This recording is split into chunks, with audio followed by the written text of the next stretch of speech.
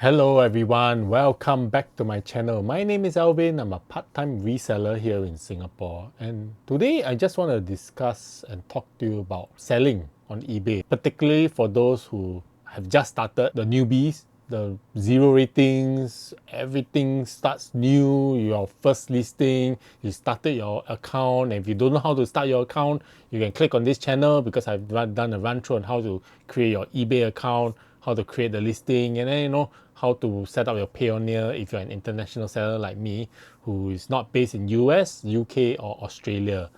Why? Because we need the Payoneer account to receive money, and then only then they can transfer the money, exchange the money, so to speak, to our bank account.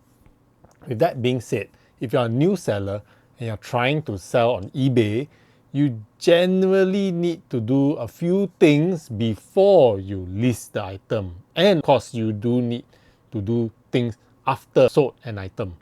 And as for newbies, new first-time sellers, your limit is pretty bad. There's only 10 listings or $500 worth, whichever is higher.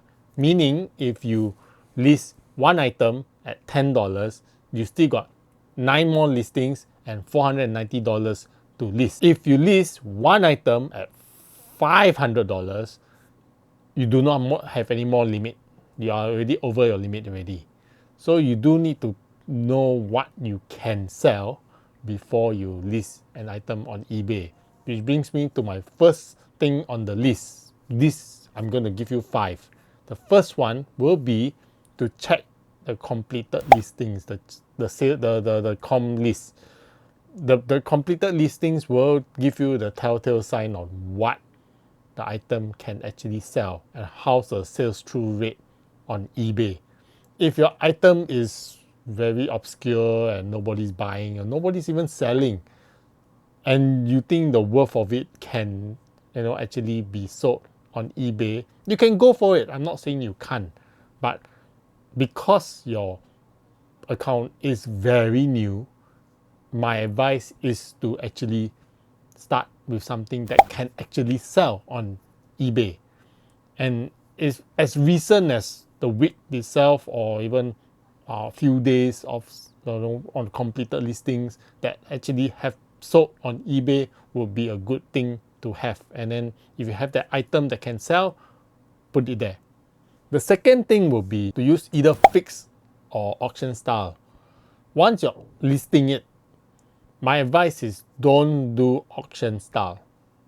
Do it with a fixed listing, meaning put a set price on it, turn on your best offer, and put a shipping cost to it. Whatever you ship out internationally, the shipping cost is a cost to you. So you have to let the buyer know that how much is it to ship out of your country to wherever he is residing. And yeah, it's something that you might take account that if you use auction style, you set a price that's low and nobody's bidding on it because you are a new seller, it might go against you and then you might have to sell the item for loss. If you want it that way, then so be it. But my advice to you is turn on best offer. That way you can actually capture people who really willingly put an offer into it and see whether you want to take the offer, be it at a loss or at above whatever price you put. It's better than having it auction style. The third item will be packaging. As in, once you sold the item, let's say you've already listed the item, you list everything in, you really want to pack for the item, you want to pack it. Because it's an international shipping or even a normal shipping, and for my niche, because I'm selling collectibles, I do require quite a bit of packaging over it. Meaning I need to put quite a bit of bubble wrap and the box needs to be sturdy enough. You must be aware that you need to use proper enough bubble wrap, enough protection, and put it in a sturdy box, because you can never know how the courier service or the postal service will handle your packaging. But before you even sell the item, look at the item, see what kind of item it is, visualize what kind of box you need, and then you go and prepare for the box or the packaging material that you need, because that also will eat up into what you need to send the item away. And for me personally, I've been collecting or recycling boxes and packaging material as and when I can. It's a habit of mine. So if you have not been doing it, my advice is to go and source around, find. If you need to buy the box, go and buy the box. If you need to find a box and then cut down the box from a bigger box into a small box, you have to do it. It takes work, but because selling on eBay, the pricing is way better than selling locally. It takes time, but once you get the hang of it, it's quite worthwhile. You've already gotten the item listed, you already got the item sold, you already got the item packed. Next is shipping. Shipping it, there's a few ways. You can go, by the local postal service. In Singapore, it's the Singapore Post, but I've done a video on how you can use Q Express. You can actually click this video over here. Q Express is one option for you to send your items out to the major countries they provide. So far, I've used Q Express. There's not much difficulties in sending your items through Q Express. Once you get the hang of it, of course. But of course, be mindful that certain countries do have some hassle in sending it.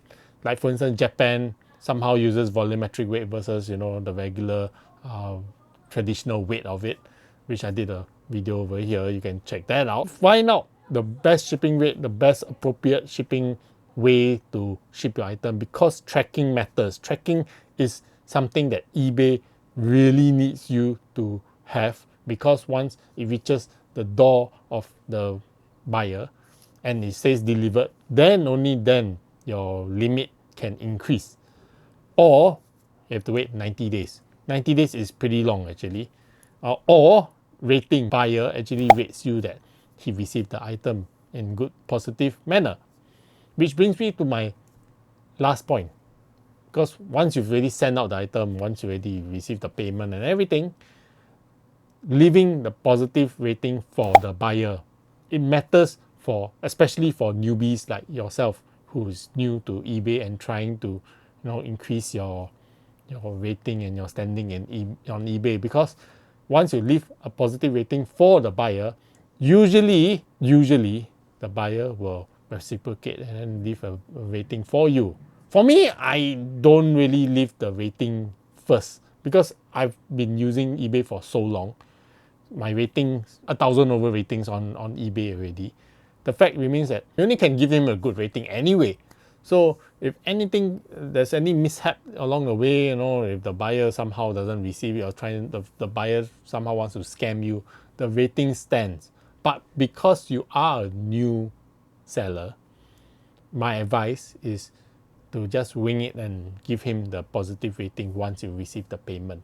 It's that simple. So that at least you can get your account going and then lift up the limit on it, which is very, very little, $500 and 10 listings. I hope this helps in your journey on eBay as an international seller, because internationally, for myself, because I only can sell internationally. Singapore, there are other avenues and ways to sell locally. We don't use eBay, but pricing on eBay is actually quite good. So that's why I sell on eBay. And for yourself, I hope likewise to you. Thank you so much for watching. I hope this video is useful for you. Take care everyone. I'll see you when I see you. Bye bye.